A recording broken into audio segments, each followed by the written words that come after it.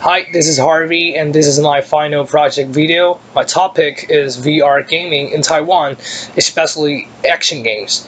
VR or virtual reality has come a long way since probably a few years ago, and its applications has moved on from pure entertainment to healthcare, even to education. Today, my focus is mainly on about the gaming in VR. It's obvious that virtual reality or VR is the new big thing in the gaming industry. Before we have such thing as virtual reality, the closest thing or the coolest we have before should be the Nintendo Wii, which features the motion sensing control system. Wii comes with a pair of this wireless remote controllers, and they have some special sensors on it, and players can use these to have a realistic gaming experience. There are a lot of good things about the Wii, but the tech has some pretty severe limitations that limited a lot of what you can do with the gameplay. For example, it doesn't make you feel accurate or realistic enough. For example, if you play a sword fighting game, the Wii remote isn't accurate enough to make it feel like you're actually holding or controlling a sword. It was more like you're swinging the remote. So the whole Wii thing is cool, but there are some limitations to it. But then, after virtual reality comes out and it is applied to gaming industry, it gives you a totally different, more exciting and thrilling, more realistic gaming experience. Combined with the level of control accuracy with the visual immersion and decent 3D sound is way more compelling than Wii ever was. So in order to make a video concerning VR gaming, especially about action games, I went to Wiveland in Taipei to try out this action game. It's a shooting game called From Defense. Speaking of the place, Wiveland is a VR theme park built in collaboration with HTC Vive, and it's located in Taipei Technology Shopping Center. And I found this corner where there is a VR station that you can play this action game, Front Defense, a shooting game, here in Viveland. Well, Front Defense, the game, is a shooting game. It's a first-person shooting game, which is set in the final days of World War II, and it features seamlessly switch between a variety of weapons, from light and heavy firearms to machine guns. And in the game, you play as a soldier, and you have to protect your country and fight the enemies and try to survive to the last minutes. Okay, then we can move on to the part when I actually play the game, and here's a clip. Let's take a look.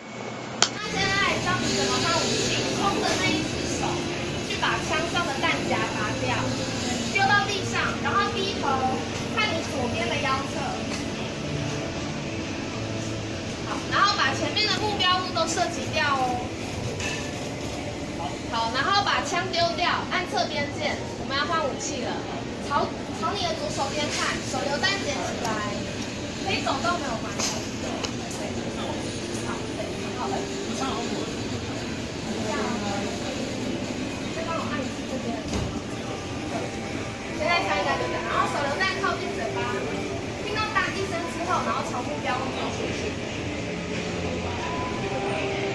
好，重复一样的动作哦，换另外一边的目标哦。记得先靠近嘴巴再丢。好，换中间哦。好，再试一次哦。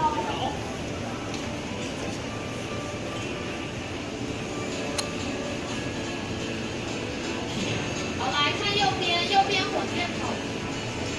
好，等一下哦，你的火箭筒弹药还要装上去，右边递上箱子，从火箭筒最后面装进去哦。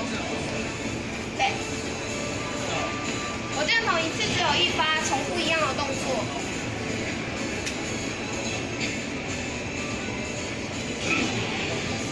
最后一个坦克车会移动哦。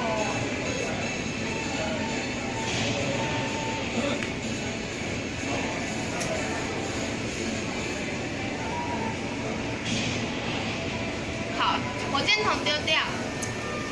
好，前面的机关枪只要扣扳机就可以了。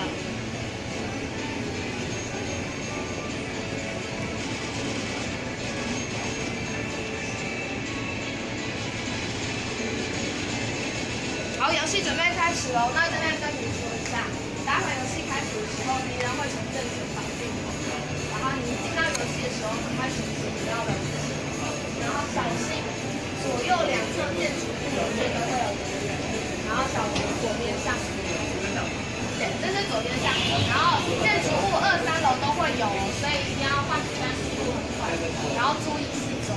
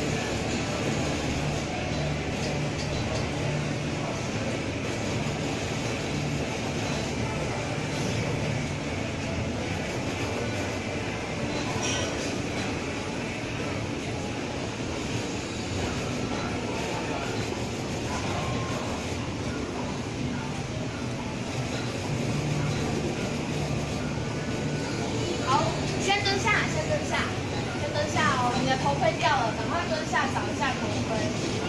对，头盔很重要哦。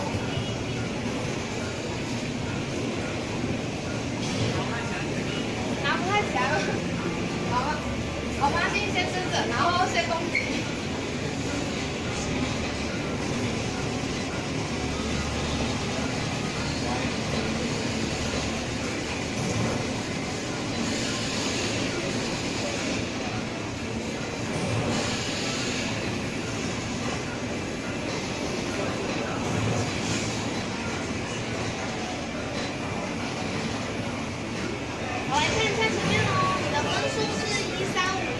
然后你要输入你的名字吗？好，那我先帮你把头盔拿下来喽。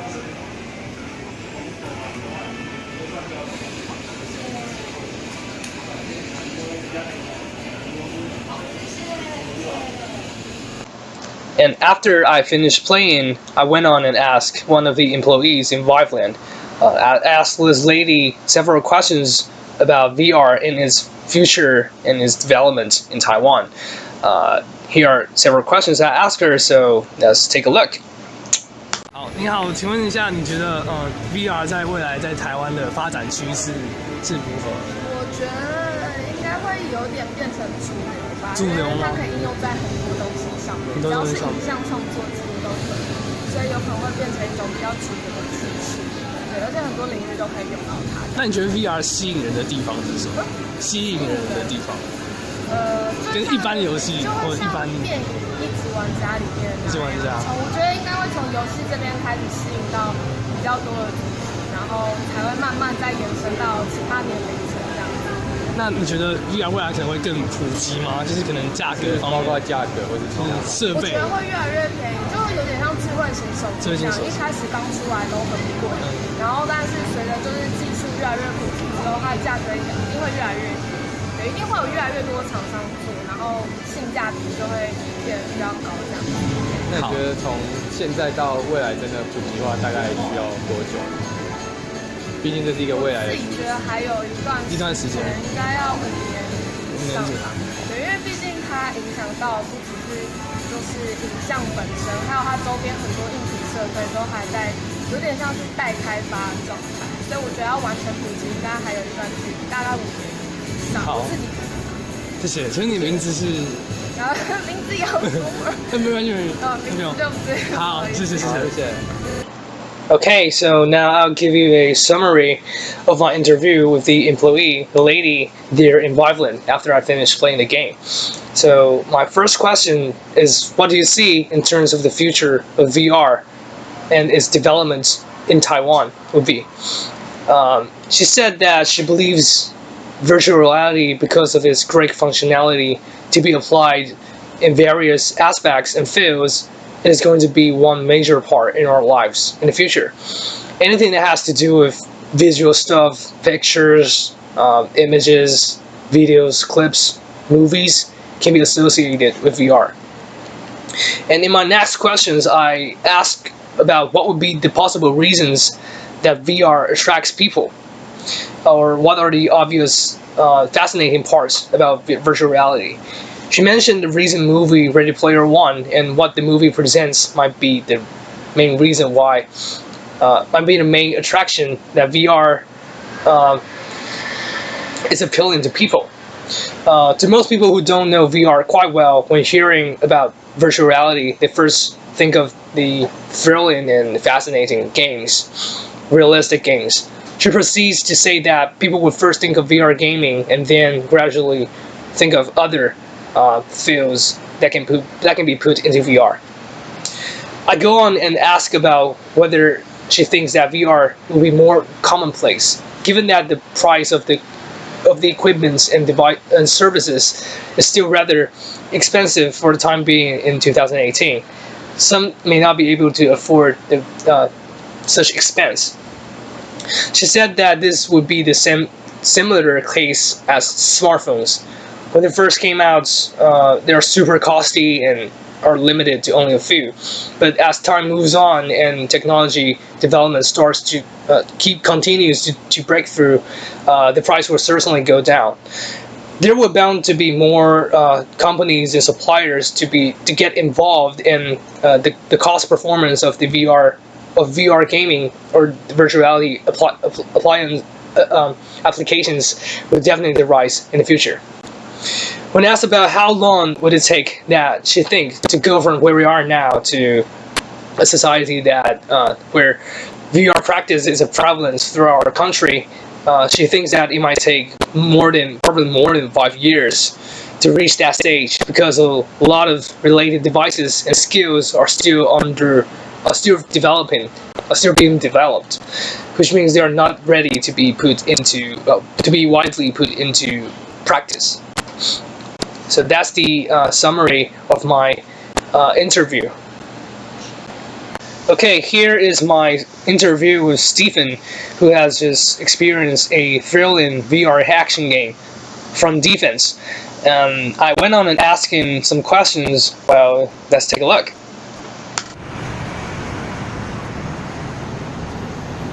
Hey, okay, now we're gonna interview Stephen, who has just tried his first VR arcade experience. So how was it? I think it had a lot of fun, and I think I have a very nice experience on VR playing games. We've already tried several games on Dr. Phillips' class. What's the difference between that and this? I think the games over in this stadium is more interesting than that over by Brian David Phillips, because why? In what way? It's more exciting. Exciting. Yes, and I think it's very suitable for those who want to seek for thrill. Thrill. Okay. Yes. Would you like to try VR arcade again?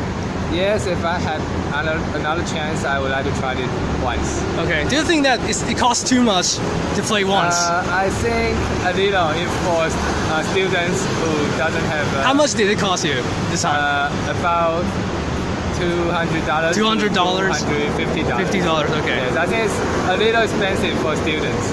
But you can afford it, right? Yeah, I can afford it. Okay. Thank you. Yeah, you're welcome. Alright, so that sums up my video. Thank you for your attention, and this is Harvey. Have a nice day.